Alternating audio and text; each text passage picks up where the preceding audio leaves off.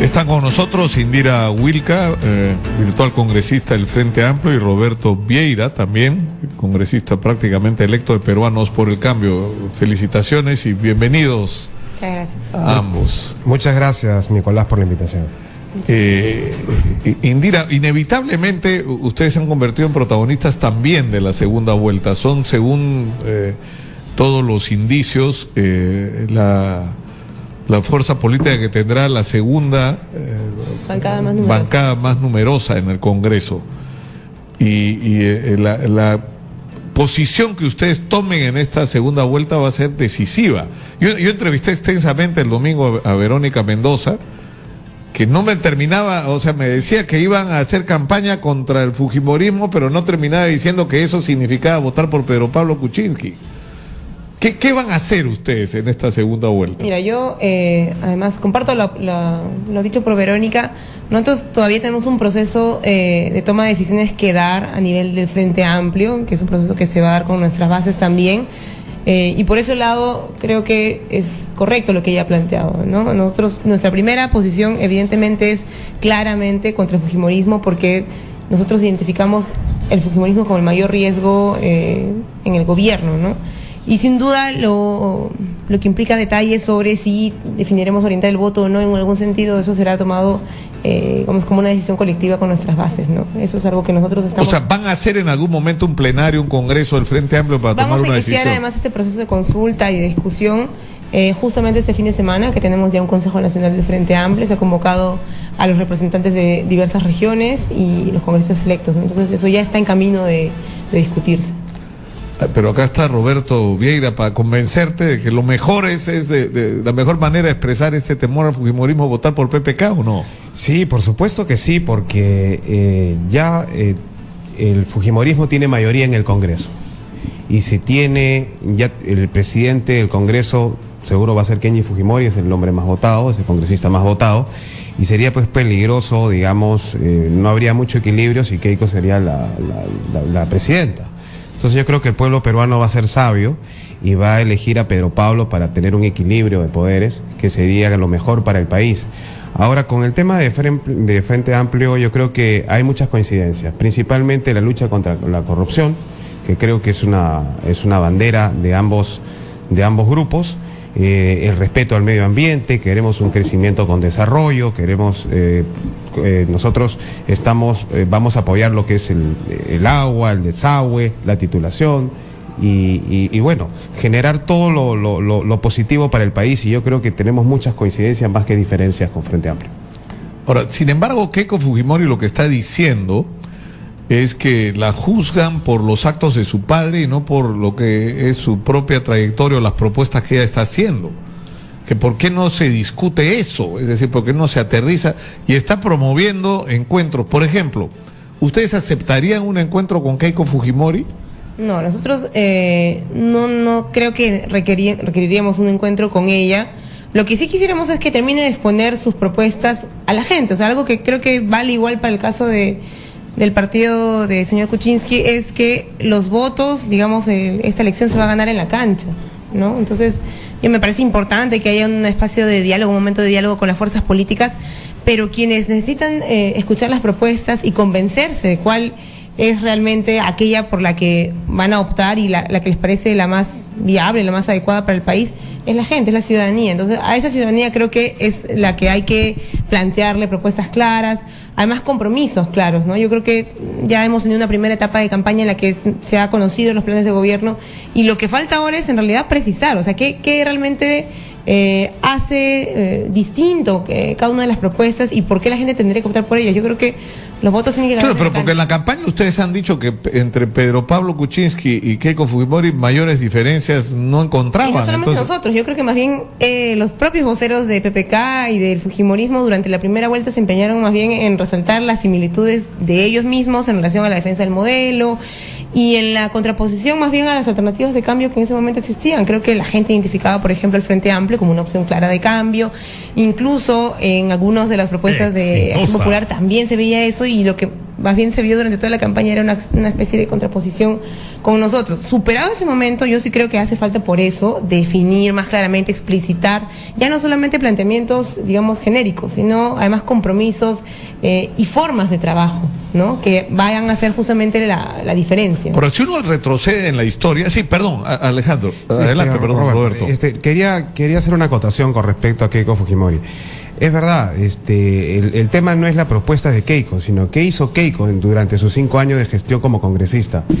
Si tú te pones a analizar, no ha habido ni una ley importante, pero importante, trascendente, ni para el sector minero, ni para el sector agrícola, ni para el sector pesquero, ni para el sector de la micro y pequeña empresa. Una ley importante promovida por Keiko Fujimori durante sus 5 años de gestión.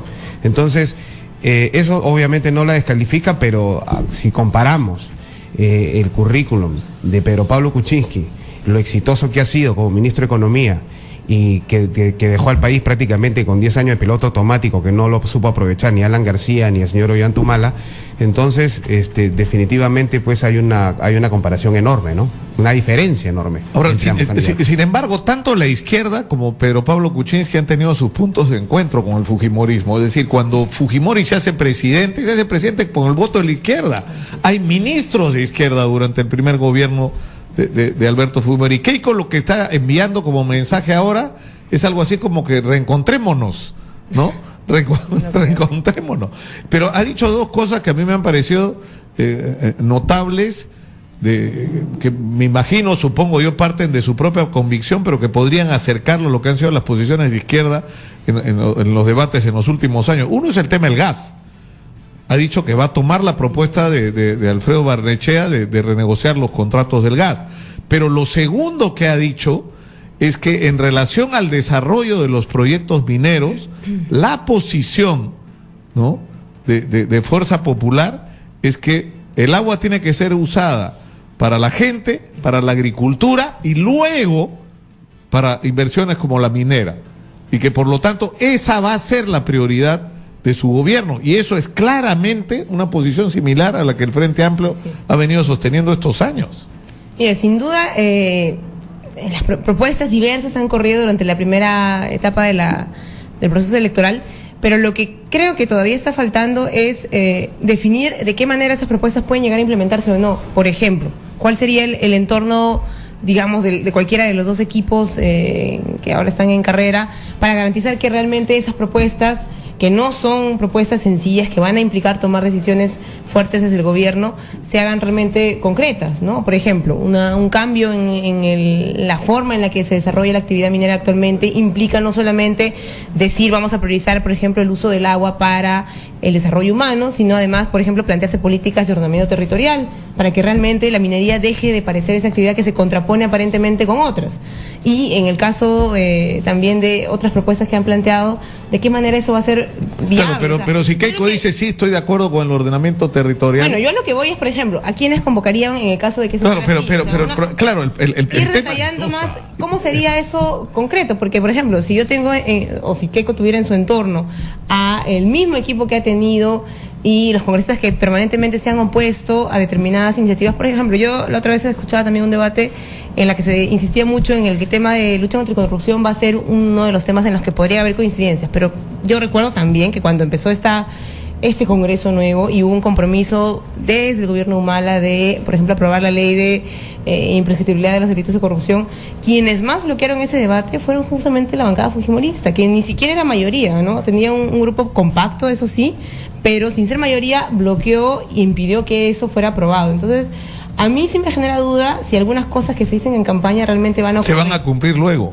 Claro. Bueno, y ustedes tienen un trauma con eso, porque la izquierda ha apoyado candidatos y han terminado arrepintiéndose después de su voto. Creo que es una gran responsabilidad. O sea, por eso es que estamos exigiendo, así como la ciudadanía también tiene que hacerlo, creo yo, que haya como no solamente propuestas en el aire, o sea, vamos a hacer esto, vamos a hacer lo otro, sino, por ejemplo, ¿a quiénes se va a convocar y para qué cosa? ¿Cuáles son los plazos en los que se va a realizar?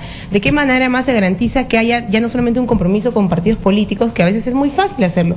Porque todos, digamos, pueden llegar a acuerdos, los reacomodos van y vienen, tienen y se quedó ahí nomás la cosa, sino un compromiso también con la ciudadanía, ¿no? Si vamos a hablar, por ejemplo, del tema ambiental, que hay un compromiso con la población en Cajamarca.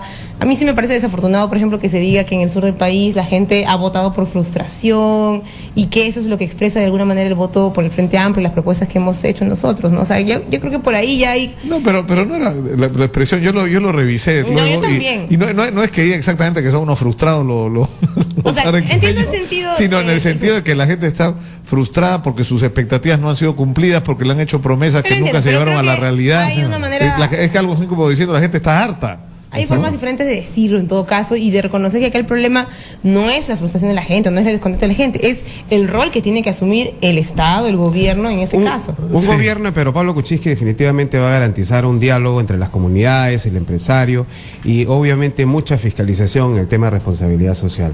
No solamente en el tema minero, sino también en el tema pesquero que ha estado abandonado durante años y en el cual el gobierno del cual tú, Roberto, has sido vocero solitario durante años, y eso ha sido una de las cosas que me sorprendió de Pedro Pablo.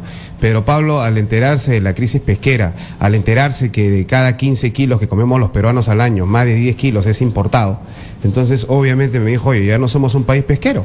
Y yo le digo, por supuesto que ya no lo somos, Pedro Pablo, lamentablemente nos hemos abocado principalmente al tema de la harina y aceite de pescado, pero nos hemos olvidado lo más importante, la alimentación de nuestra población, y la mejor alimentación, digamos, la proteica, la alimentación marina, que ahora nosotros le vamos a poner mucha fuerza, mucho empeño para que el Perú vuelva a ser un país pesquero y poder, pues, alimentar a nuestros niños, principalmente de los Andes, de la mejor proteína que es la marina, ¿no? Ahora, es decir, ¿se va a lograr transferir la discusión a una discusión de programas? Porque puede resultar, es cierto, los políticos prometen, dicen cualquier cosa en campaña, pero sin embargo yo creo que eso es lo que le interesa a la gente, como dice Indira, no solamente respuestas a los problemas, sino quienes se van a hacer cargo de resolverlos, que también es determinante. Pero por ejemplo, ¿no?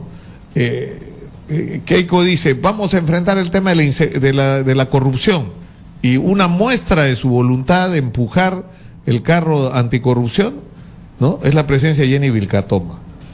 Y Jenny Vilcatoma, más allá de cualquier otra consideración política que puedan tener ha sido un símbolo de la lucha anticorrupción en los últimos años.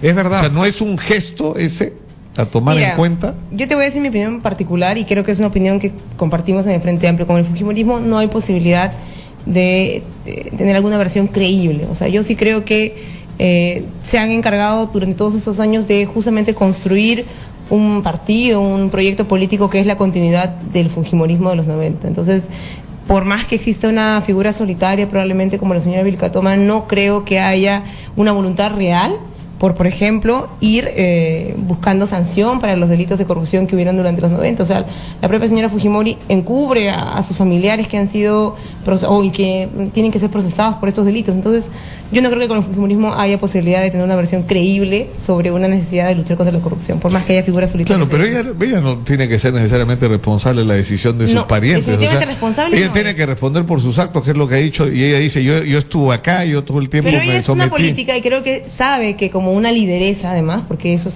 también lo que es para una parte importante del país, su opinión pesa mucho, sus gestos pesan mucho, y creo que nunca le he visto... Ustedes, es decir, hay un tremendo desencuentro en el Perú, ¿no? Que obviamente tiene sus orígenes en lo que fue toda la experiencia con el fujimorismo y todo lo que ya sabemos que ocurrió durante este periodo, ¿no? Sin embargo, en algún momento va a ser posible un reencuentro.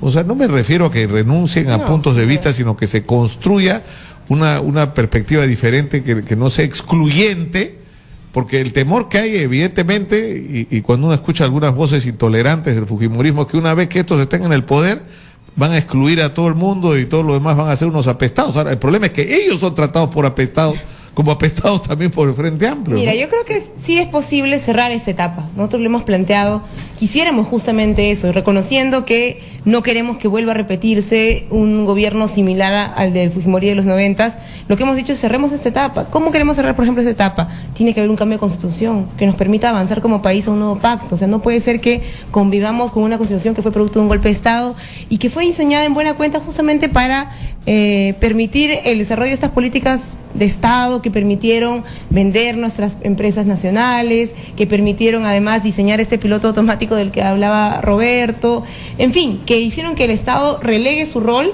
¿no?, planificador, de desarrollo, es el que realmente orienta el desarrollo, y permitieron justamente que se instale esta red de corrupción tan grande. Entonces yo sí creo que no se trata de oponerse a quienes son parte del fujimorismo actualmente porque sí, sino porque reivindican todavía su gobierno, porque creo que no entienden la magnitud de lo que implicó eso, en los últimos 10 años, el fujimorismo ha tenido buenas bancadas en el Congreso.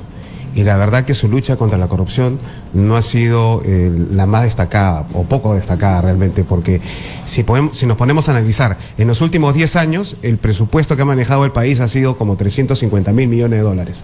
Se calcula que la corrupción fluctúa entre 15 y 20%. Estamos hablando de cerca de 60.000, 70.000 millones de dólares. Ya hubiéramos pagado nuestra deuda externa, interna, tantos problemas hubiéramos solucionado como ponerle agua a la gente, desagüe y tantos temas que la gente necesita. Entonces, el fujimorismo ha tenido buenas bancadas, ha integrado las comisiones de fiscalizaciones, pero no ha visto nada en los últimos 10 años. Eso es lo que nosotros, pues, obviamente deja dudas sobre este tema de la lucha contra la corrupción. Sabemos que Vilcatoma es una señorita que tiene toda la buena intención, pero una persona no hace todo, ¿no? Ahora, de todos modos, los fujimoristas les van a recordar cada vez que puedan el discurso en el meeting final de PPK del año 2011 diciendo Keiko sí puede, ¿no? Lo que pasa es que con Hugo Chávez, poníamos pues a Momón y era Winston Churchill al lado de Hugo Chávez. En ese entonces lo encarnaba pues Ollantumala, ¿no?